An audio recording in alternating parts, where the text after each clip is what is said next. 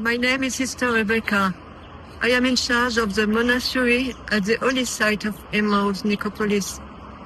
Several days ago, our region suffered from the biggest fires in the modern history of Israel.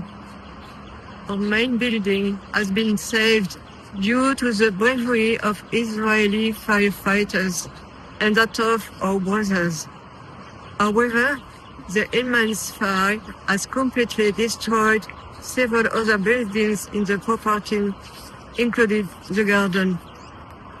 We have lost 2 bungalows and several tool sheds with the equipment that was stored there.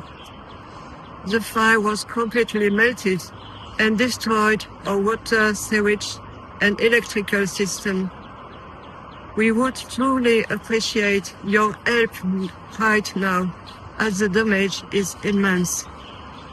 Please use the link in the description of this video to donate.